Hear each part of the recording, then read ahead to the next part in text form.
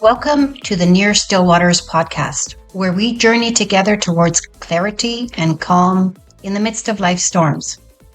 Hi, I'm your host, Susie Lubbers, a wife, a life coach, and a mama to 7 amazing grown children. Having homeschooled all of my children, including my special needs child, I've navigated the challenges of raising them and experienced the bittersweet moments of letting go. This journey has not been about teaching academics, but also about discovering how to find peace and purpose through every season of life. You can learn more about me and my mission at nearstillwaters.ca. In this space, we're dedicated to empowering moms. Whether you're in the trenches of homeschooling, navigating special needs parenting, seeking to rediscover your own passions after years of putting others first, you're not alone. Together, we'll explore strategies to bring clarity into the chaos of motherhood and uncover ways to cultivate calm within ourselves, even while accomplishing the hard things. Each episode will share stories, practical tips, inspirational guidance to help you embrace your journey with grace, resilience, and faith. So grab a cup of coffee, take a deep breath, and let's step into a space of learning and growth. Welcome to the Near Still Waters podcast, where your journey to clarity and peace begins. Hello. Hi, finally. Yes, We are I'm here. glad it worked out. The Yeah. technology can be tricky. Yes. Yeah. And I don't necessarily always get along with it. But I want to thank you very much for being on and being willing to talk to me and to all of us here on in my space. So yeah, I'm just going to introduce you. So Amy and her husband John are second generation homeschoolers to 5 children from 9 to 19 years old, including a homeschool graduate. The Sloan family adventures together in North Carolina, where they pursue a restfully classical adventure education filled with books, conversation, and not so occasional nerdiness. Amy says that the best education is one that leads to a humble view of oneself and a glorified view of the beauty of God. And that is absolutely beautiful. Amy encourages homeschoolers through her Homeschool Conversations with Humility and Doxology podcast and at humilityanddoxology.com. And right now, Amy has, you can also find her on Instagram. You can find her on Facebook and on YouTube. And I think from what I hear is you are also made to homeschool online community also. And that you're doing a convention also. Maybe you can. Yes, I'm one of the contributors for Made to Homeschool, which is an online homeschool community, and we're hosting our first homeschool conference, Brave 2024. So That's I'm really really exciting. excited about that. Yeah. Yeah, for sure. That I and how like so many moms can be reached and also like encouraged, especially this time of the year as they look into another homeschool year. And then you also have like a free homeschooling planning guide that you offer. So I'll put that link in, make sure that people get that so that they can learn about planning homeschooling because that's where we are right now. So yeah, so again, thank you for coming on and being part of this. I'm really excited to hear some of what your perspective on things. Um, and I know that you're a second generation homeschooling family, which is really cool. That is really cool. I've graduated all 7 of my children, so it would be really neat to see that come up in my children also. But just tell me a little bit how your homeschool journey and how it began. Thank you so much, Susie, for having me on today. It's fun as a podcast host to get a chance to chat with somebody else on their podcast. Yeah, So I had a wonderful experience being homeschooled. It was a very rich academic experience with many good books and adventures and field trips and all the rest. And so it was kind of a no-brainer to decide to homeschool our own children. So John and I had talked about it even before we got married. And it certainly has its own challenges. As you know, homeschooling is not always easy. But I am yeah, so thankful that we have had this time together as a family and with our kids. And I've certainly learned a lot. Just because I had been homeschooled myself did not mean I came in as an expert. It's been a process Yeah. of showing my own sin, my own need for the Lord, Yeah. and getting a chance to really grow. So, Exactly. Yeah. And that I like that aspect of my own sin and growing in that too, because yeah, I know as a graduated homeschool mom, um, the days can be long sometime as a homeschool mom, but take it from me, the years are short.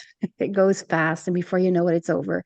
So yeah, enjoy every moment that you have with them because it goes very fast. um, so Amy is quite open to the fact that she shares openly about her son's journey with cancer. And I felt that it was appropriate to talk about that on today, like kind of focus on that aspect because that's homeschooling through difficulty.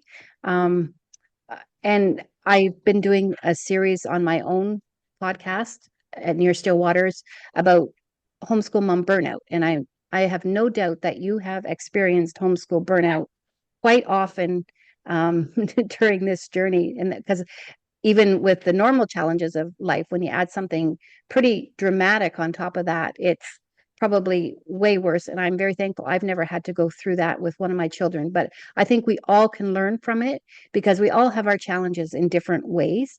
So I would like to know if it's possible, if you feel comfortable with answering that, how has your son's diagnosis impacted your homeschooling routine and approach? so my youngest son, who is now 9, when he was 8 years old, ended up being diagnosed with leukemia. So it was right at the beginning of our homeschool year. We had, had our first day pictures, and now I look at them and I can see just how Mm, sick he already was, although we didn't mhm, realize it. And so we had a couple weeks of, jumping in, new year, new routine. And then he was diagnosed, and the entire homeschool year really changed. I'm mhm, really thankful that right at the very beginning of the diagnosis, I knew that it was going to look different. I mean, obviously. And so I made some proactive changes there to choose to drop some subjects, to kind of proactively decide there were going to be things that were good things that we were going to say no to. mhm, And that gave me the freedom to have more flexibility through the year. And instead of feeling like guilt, like, oh, we're mhm, just never getting to this, that, or the other. mhm, So I think that was something that I'm really thankful that I did. But we've had so many unexpected hospitalizations along with mhm. expected ones, and the treatment schedule has been intense with his high risk leukemia. And so, um, yeah, it's definitely been a different year. It's not Mhm. been as academically rigorous as is sort of one of the things we love. We enjoy that in our family.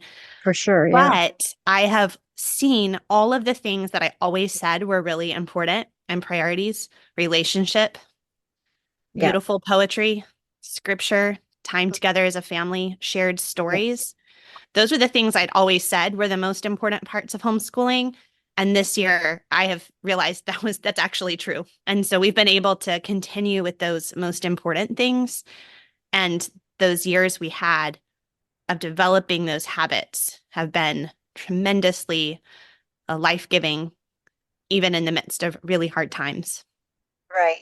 Yeah, that's for sure. So, um, that is so true in the sense, and then we all have to learn that. Like I know for myself too, it's like you want to get through, but getting through is not always the most important. And and especially in that situation, it's really highlighted to you that that is no longer what's important. Important is each other and relationships. And it took me quite a few years to actually realize that. And it I'm just so thankful that I did learn it eventually because I do think it impacts you as a person and also impacts your family. Um, yeah, so, what are some of the biggest challenges you faced when you first learned about your son's condition? I think it would be no surprise that the emotional impact, both for him as a young child facing something very hard, for us as parents, for his older siblings, the emotional challenge was Mm. and continues to be the Yeah. hardest part. Yeah. I think as homeschoolers, one of the gifts of homeschooling is the academics, the learning is all just sort of entwined with family life, right? Hmm. And so it's you don't really have like, well, this is our education pocket, and this is our parenting pocket, and this is Hmm. and that's a beautiful, wonderful part. It also Yeah. means if there's something complicated going on in one area, it complicates everything or is challenging. Absolutely. Yeah. So I think just that's probably been the biggest challenge is having to wrestle through emotional needs of each child, not just the child Hmm. who's sick, while having our own Yeah. emotions and seeking to remain faithful in education while also meeting those emotional needs. I think that's probably been the biggest challenge. Hardest thing. Yeah. And so how would you say you do that to the best of your ability? Like you said, we're all sinful and we're all people, and it's difficult to balance those things. But how do you find is the best way for you to balance? Or do you say, oh, I haven't found that balance? Balance is a tricky word, right? Because Hmm. it's more like a tightrope and you're like, okay, I'm falling off Hmm. on this side and the other. And I Hmm. don't know how many of us actually stay up there on the rope at a Yeah, given for time. sure. It's good. We need a For net sure. Yeah. underneath us. No, that's where God's grace is sufficient and stronger than our failures as parents. I think that every year I've homeschooled, I've tried to prioritize relationships, but in particular in a time of crisis in this year that's been a very different kind of year, making the choice more than I would in a typical homeschool day or typical homeschool year to put a book to the side and spend time with someone instead, or be willing to wait on things, not go as fast or as far. I think that's been uh, a big part of things. We've prioritized having one-on-one time with our older children, the ones who aren't going through cancer treatment, so that they know they've had to be so brave and strong and independent. And I have seen the Lord just sustain them and really grow them in so many ways. But we also wanted to make sure they know that they're still our kids too, and they still get Yeah. to be children. And Yeah. so they don't need to try to bear the emotional burdens of the family. So both my husband and I have tried to have one-on-one time with each child. That might look like a read aloud, just one-on-one, or watching a show together, going for walks together, just really pouring in to the relationship, even when Mm. that means maybe we haven't gotten to all of the academics. Yeah. Yeah. And that's wonderful, right? Because they need that too, because they're going through their own emotional trauma also with the situation. So when you do that, then you're showing them, yeah, you're still important, but you're also feeding them and feeding yourself in a way, and that's the blessing of giving that too. And and your kids can be grateful that you are able to do that for them, and that you're willing to do that for them, because they don't have to carry this load alone, and find strength in you, but also that you can point them to the giver of strength in that way. Yeah. Um, how do you balance the medical needs and educational goals of the daily life of not just your son, who of course cannot focus on education right now, but of your children? Like how can you tell homeschool moms how to do that when they're going through a particularly traumatic time in their life? I think first you have to think, what are your top priorities? The things that, okay, at the end of the homeschool year, I will feel successful if we did X. That's one of the questions Mm. that I have in my homeschool planning guide, because I think it's really valuable on a normal homeschool year, but it's been very helpful this year. I knew, okay, I can't say I'm going to be successful if we've gotten to every subject or checked off every box and did every worksheet or whatever. But I knew I was going to feel successful if we had continued our morning time routine. That is a really important part of our homeschool family life. And so I really wanted to prioritize that. And so we have kept up with that as much as possible. That includes our scripture memory, hymn and psalm singing, poetry memory, Shakespeare and read aloud. So I knew that was important to continue. So that was one of my, okay, must do's.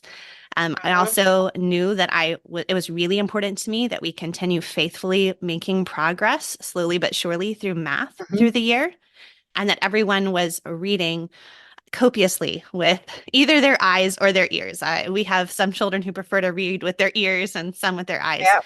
Yep. But I knew if I could prioritize those three things with the younger three in particular, and my oldest daughter, who's still in our homeschool, is also doing a lot of college classes and things like that. And I just sort of let her run with that. She's very Yes, of course. Yeah. independent and Yeah. trustworthy. So Yeah. thankfully, I was not as concerned with her academics this year.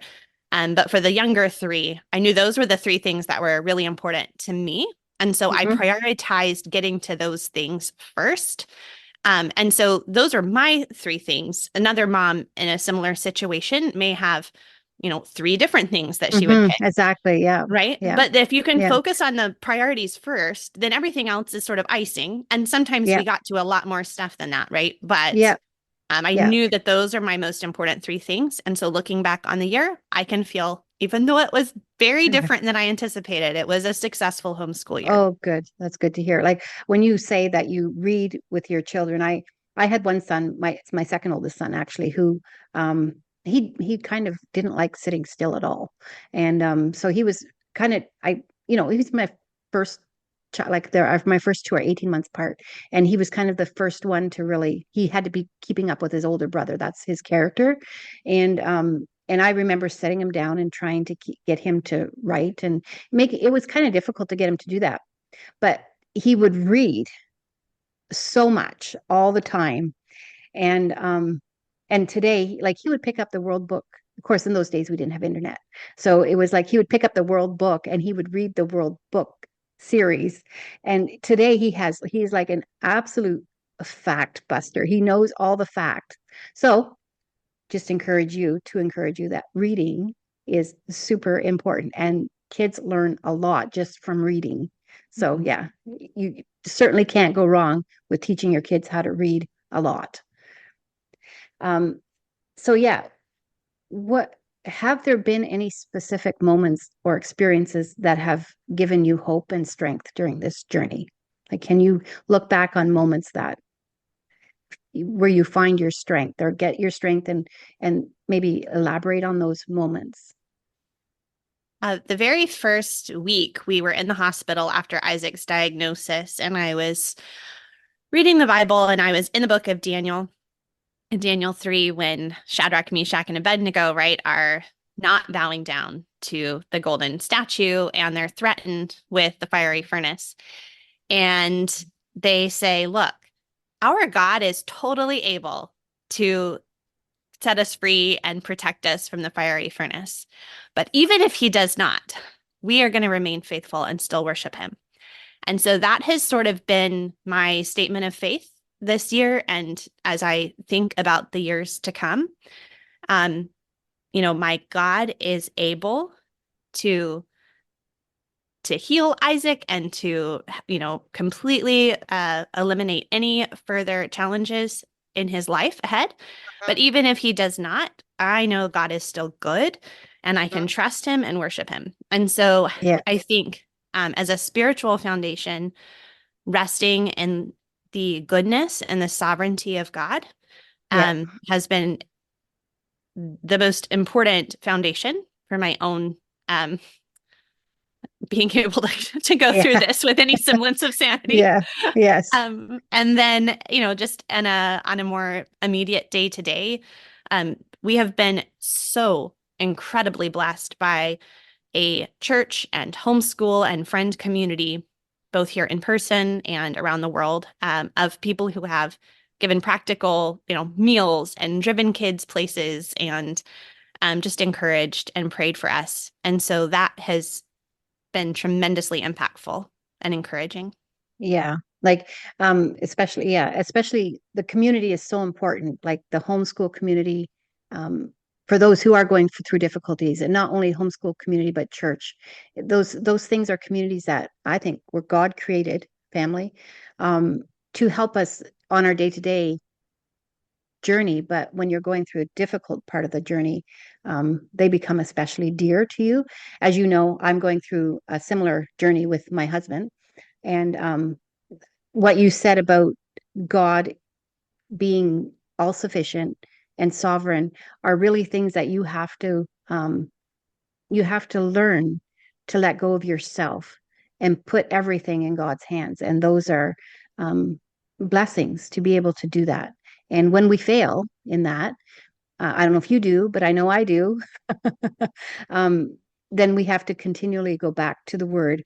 And then when you were saying earlier about keeping your morning routines up with your children, like the devotional and etc., I think I've really tried to bring that out to my moms, because I think as moms, homeschool moms, we tend to get really busy and really focused on the day-to-day necessities of our family, that we think, oh, we don't have time for that.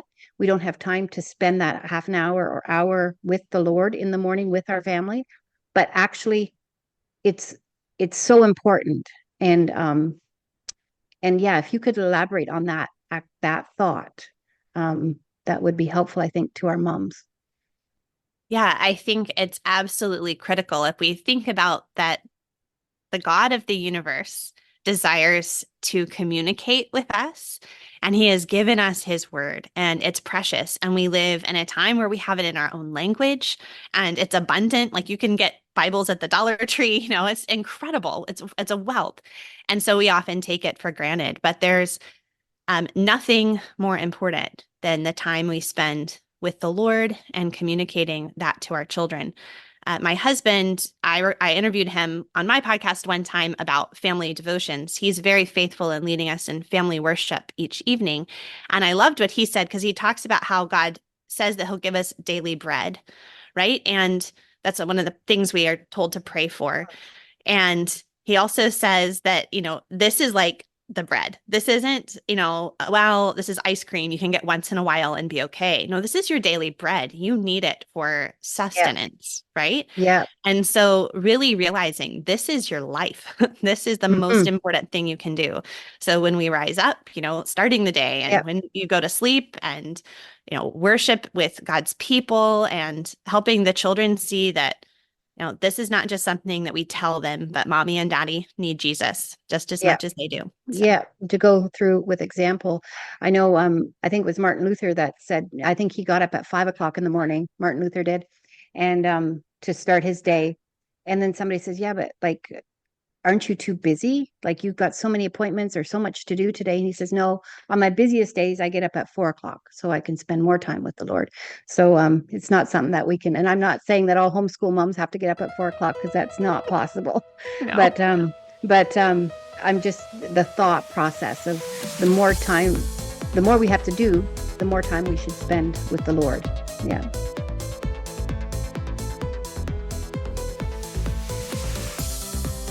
Are you navigating the rewarding but challenging journey of homeschooling? Do you sometimes wish for guidance tailored just for you and your family's unique needs? Hi, I'm Susie Lovers, Christian homeschool life coach, and I'm here to help you find clarity and peace in your homeschooling adventure. Join me on my podcast, Near Still Waters, where we explore the joys and hurdles of homeschooling with faith and love at the center. And here's something special just for you. I am offering a free one-on-one coaching session to help personalize your homeschooling experience, ensuring that it aligns with your family's values and goals. Whether you're looking for fresh teaching strategies, need help balancing your day, or want to deepen your self-awareness techniques, I'm here to support you. This is more than just advice. It's about building a community and growing together in faith and knowledge. Spaces are very limited, so don't wait. Visit nearstillwaters.ca or click the link in the episode description to schedule your free session today. Also, I'm offering a $27 course on children's different learning needs. So there's different ways that your children learn, and it's very important for you as a parent to discover what that is. I've created a course with a beautiful, full-fledged e-booklet to go with the course. It's just a mini course. It won't take long to get through, but the knowledge is abundant. Go to nearstillwaters.ca, click on the Unleashing Potential, find Nurturing Your Child's Learning Style. You will be able to download for $27 this small mini course along with a beautiful workbook that you'll be able to go back to again and again, and you will be able to help your child in a way more effective way as a homeschool parent. This is a must-have for every homeschool parent, all at the low cost of $27. Get your copy today.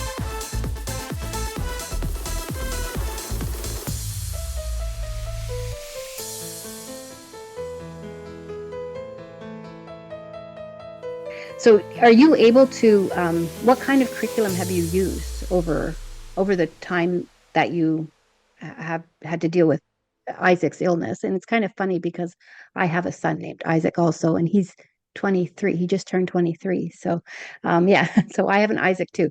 But how do you deal with curriculum, or is that not even part of the picture right now?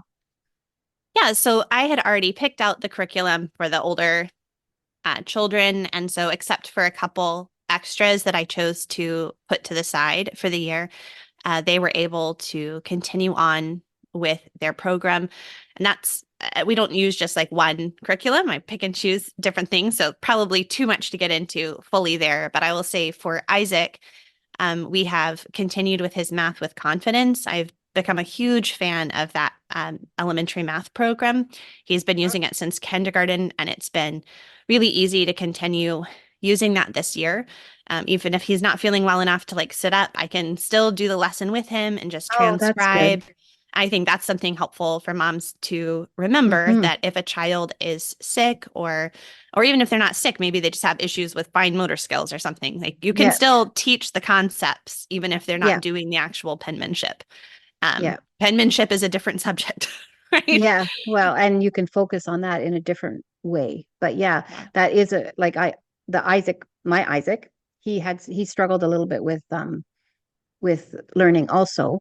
And we did a lot of like audio stuff, Mhm. and that was the way he learned the best. So it's Mhm. not just for a child that's ill, but a child, like every child has their own learning capabilities, and that's just a good thing to use all around as a homeschool mom. Yeah. So do you have any strategies or tips that you can share to help you stay organized and focused during this time of your life? Keeping things simple as much as possible. Using help. I've tried to say yes when people offer to help, Mm, which has been humbling, but is good. It's really easy. Sometimes it's easier to want to serve other people than it is to accept help. for sure. But Yeah. I'm accepting help. I think moms in any stage of life probably should do more of accepting help, or saying when we need help, right? Being Yeah. humble enough to say, I can't do this by myself. I need help. So yeah, keeping things simple, accepting and asking for help, having a shared family Google Calendar so that Uh-huh. everyone can access it, even if some of us are in the hospital or as things change. That's Well, very that's a good useful. idea. And then That's if a anyone very good edits idea. things, if a teen has to add in a work event or a social event, they can just add it to the family calendar. It just keeps us all on the same page. So those Well, are just that's some great. practical tips. That is a really great idea. And of course, when I was homeschooling, we didn't have Google Calendar, but I know that times that things did not work out because we were double booked. So that's a great idea, actually. Um, how has your relationship evolved with your son during this time? It is definitely deepened. I think that, with some of the other children, I would have been, you're kind of like, all right, toughen up, buttercup, like Yeah, let's go. yeah, And so it's been a precious time to not to just, I guess, be where we are. But I don't know yeah, how to exactly say it, but not try to rush through. Obviously, time with my son feels very precious. yeah. So I don't I take it don't for mind granted. spending the time. Yeah, I don't Yeah. take it for granted. Yeah. So I think that that's been sweet. Yes, for sure. Um, what kind of advice might you give other homeschooling parents who are facing your situation, challenges like you, or any kind of challenges, but a special difficult challenges? Yeah. I think I would reiterate what I had said earlier, simplify when you can and choose the, maybe top three most important things for your family. Be willing to ask for help. I'll say practically with the help, especially at the very beginning when it was just very overwhelming. Like we didn't even quite know what help we needed yet. And you're just like trying to figure out what life is going to be like now. Mm. One friend sort of took on the role of primary coordinator so that all of the people weren't calling or texting me saying, "Hey, we want to help. What can we do?" Because even that felt too overwhelming. Does Oh, that make sense? Like absolutely. Yeah. Absolutely. Yeah. I couldn't even process what any of that. And Yeah. so just to have the one person, pick someone that's trustworthy that you don't mind giving all your passwords to your calendar and all that, and just letting that person kind of be the barrier. So you're only having to talk to one person, and then they Yeah. can coordinate things, create backup plans if a ride falls through. That was incredibly helpful, especially in those early weeks when things were just very Yeah. much in survival mode. Yeah. And you're not even really thinking as such. Like I know the first week after my husband was diagnosed and I couldn't even function as a person and I can well imagine what you would have to go through. We had a bit of a time where before he started treatment that we didn't have anything and it was actually in a good way because two of our children were also getting married in that time frame. So and God strengthened and upheld us, but absolutely for sure that aspect of keeping things off your plate is the most important thing you can possibly do to help you find balance in yourself. Like here I am with that word balance, but when we're balanced, we can kind of cope.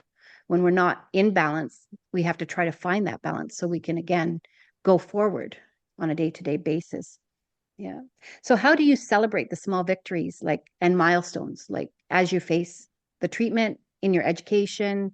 How do you make it more fun and enjoyable? Or there's nothing fun about cancer treatment, I know, but how can you find goals to make things more fun? Yeah, so I think we have maybe focused mostly on just the simple celebrations and being like, wow, this is great. We're home again together. Isn't this Yes. wonderful? Um, I don't know that we've done any like really big celebrations. We definitely have gotten a lot more Chick-fil-A fries, a lot more ice cream than we normally would, but just sort of celebrating those ordinary moments too, like, Right. hey, let's have pizza as a family, or you know what? Sure, you can have ice cream today. Why not? Yeah. Those kinds of things. I think just kind of bringing a little bit of joy to the ordinary moments. I don't know. I just am feeling very thankful for each ordinary moment we have. Hmm. Um, Hmm. in other more like traditional years, normal years, we've done like the 100th day of school celebration or, the first day of school and the last day. Like, I don't know, we've done more celebratory things. And now I'm just sort of like, wow, we're together. Yeah. Have some ice Yeah. cream. Oh, yeah, for sure. Right. And that's a lesson to all of us in that way. Like we should do that without any bad diagnoses or bad situations, right?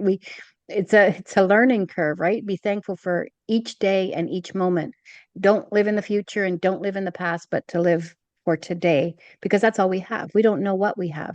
None of us. Like we can have a terminal diagnosis, but we don't none of us know if we're going to be here tomorrow. Any like we're not given that. We're given today. And so often we can lose sight of that as homeschool moms and as people, as families. So yeah, for sure that's the truth.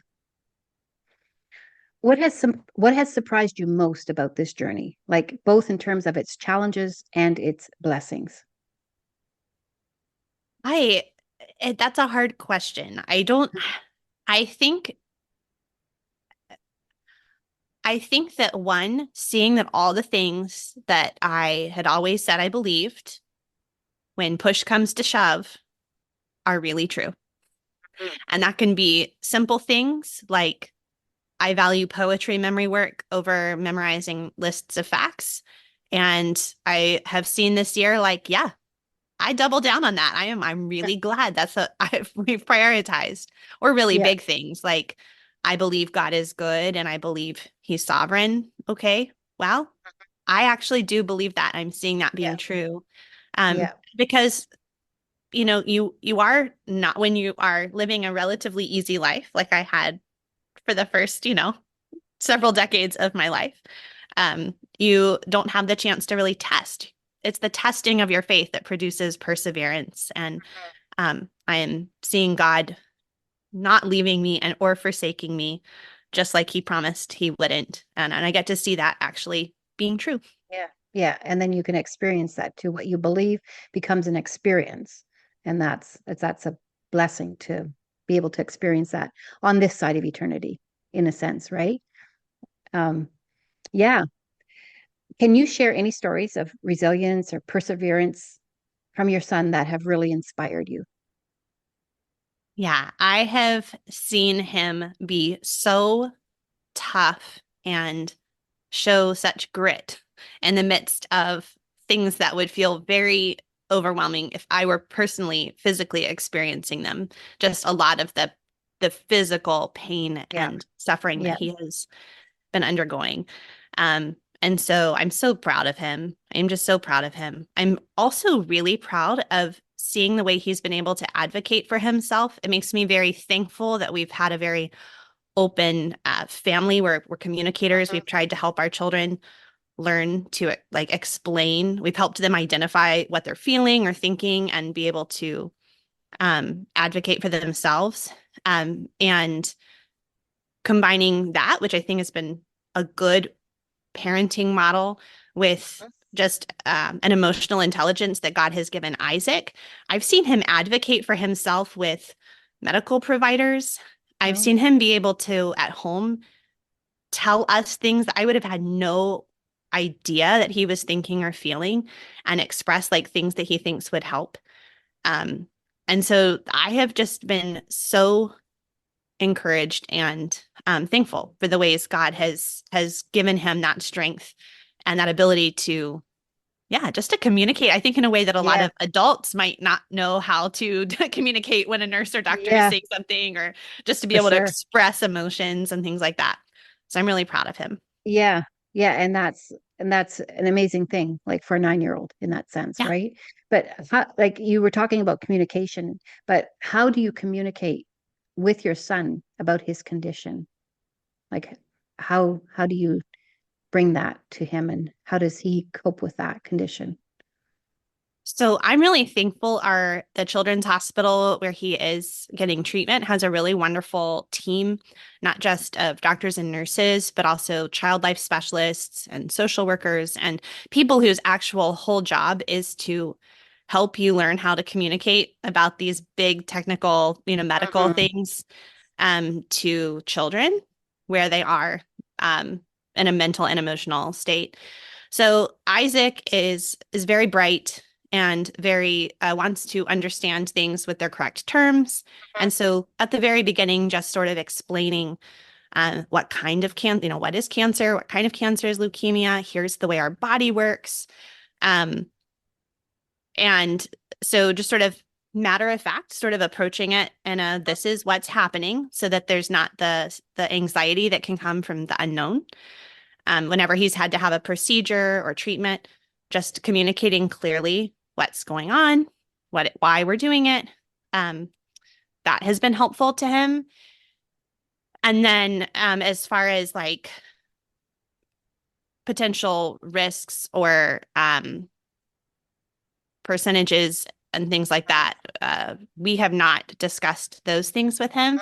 Mhm. So I don't think that is necessary or appropriate for where he is in his stage of life. So we've just kept No, it very um, simple, but very direct, and have answered any questions he has very honestly. We've been very honest, but also trying to keep it age and developmentally yeah, appropriate for he's already dealing with a lot of emotions. exactly. Yeah. Well, and all those things, percentages, whatever, right? God is in control too. We had a while ago, we had some friends that visited, and the one the man said to us, yeah, but the doctors don't take into consideration prayer. And that is it in a nutshell, right? Like God answers prayer. And not that always is goes well as such, but yet he uses prayer too. So the percentages don't reflect that situation. So yeah. And so that I agree with you in that sense that, yeah, not saying percentages is not necessarily a good idea. What, so how can the homeschool community better support families that are going through what you are going through? Like, what would you suggest to homeschool moms on here on how to better support families like you? I think one thing that's been very helpful is having friends who ignored me when I was like, "Oh, we don't need meals anymore. We'll be fine." And they were like, "No, we're still going to bring you meals." I think a lot of people, at the beginning of a diagnosis, the beginning of a hard time, are really quick to Yeah. support and bring the meals and bring the games for the kids or whatever. And so I'm very thankful we have a community of people who have continued. I like to say this is like a marathon. This Yeah, for Isaac's sure. treatment is like 2.5 years long, just this treatment here. So Yeah. um if you're a marathon runner, you don't just need, Gatorade at the end or Gatorade at the beginning. You got to have Yeah. those water stops all along the way, like your support team or just the people on the side with the cowbells. Keep running. You're doing great. Yeah. So I Yeah. would say that is really important. Like, don't forget about someone who's suffering. And that may come in a lot of different ways. Maybe there was a death in the family or a new baby or postpartum depression or all those things. Like, don't Yeah. forget about the person after the initial moment. Continue to encourage and support. And also remember other siblings and members of the family in your prayer and in your tangible ways you're supporting, and not just the particular individual who is sick or what have you. I've been very thankful for people who have prayed and reached out to my older kids, or found special Mm. gifts for them. Of course, people are always bringing him special things, which Yeah. is great. But it means a lot when people remember the other siblings as well, because they're suffering just in a different way. Well, that's actually so good. I just love that. That's just perfect. I can't even add to that because it's so perfect. Yeah, those two things are the most important things for somebody who's going through, or families who are going through what you are going through, in whatever aspect they are going through. Do you have a self-care routine? And can you explain if you find that's necessary, and and how to go about getting that time? Mm.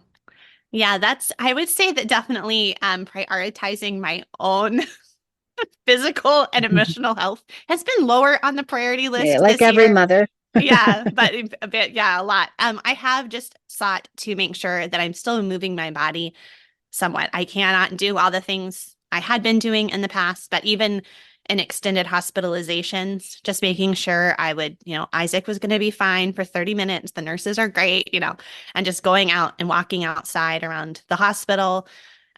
So just that's not big. I guess I'm the kind of Yeah, person who likes to have these like big things, right? Like I've yeah, run several half marathons. It's like, are you going to do these like big accomplishments? And sometimes self-care looks like a 15-minute walk, and that's all you can do. yeah, And that absolutely. Yeah, counts. And so I yeah, think not letting having some big goal, like, okay, I can't do something big, so I guess it doesn't count or it doesn't matter.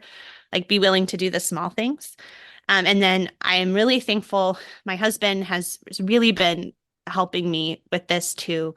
It's a priority for him to make sure that he and I are prioritizing our time together, even when it's hard, because, we're helping all of these other people, all the emotional things going on with everyone. And sometimes that is hard to just find the time to still be connected, but it's so valuable, so important.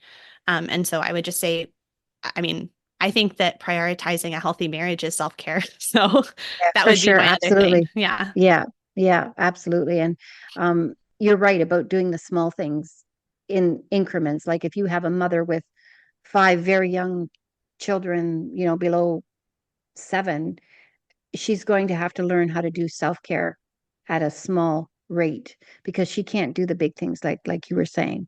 And that's not just her, but anybody who would be going through any difficulty. You do have to prioritize that time and take it when it's there. And if somebody's coming to say, I'll take care of the kids, I'll take them off your hands, and you go ahead and do this with your husband, those are all self-care situations, and extremely important to keep your sanity. Yeah, for sure. Do you have anything else you would like to add, or you have anything you want to say to homeschool moms who may be going through a difficult time? Um, Oh, I think I would just say that the Lord is with you, yeah, and underneath are the everlasting arms. So yeah, you can rest in a God who loves you and in a Savior who already obeyed perfectly and died and rose again for you. And so don't have to accomplish more things or um, be better before God will love you. He already loves you for the sake of Jesus. yeah. That's beautiful. That's perfect way to end our podcast together. So, Amy, I'm wishing you much strength in your journey as you go forward. 2.5 years is a long time, but that's also ends. It comes to an end, and I hope that the Lord will use you and use your circumstances to His glory, and also to the benefit of all who may come in contact with you. Thank you, Susie. Thank you. Yeah, well, thank you so much for coming on today. It's been such a great hour to spend with you.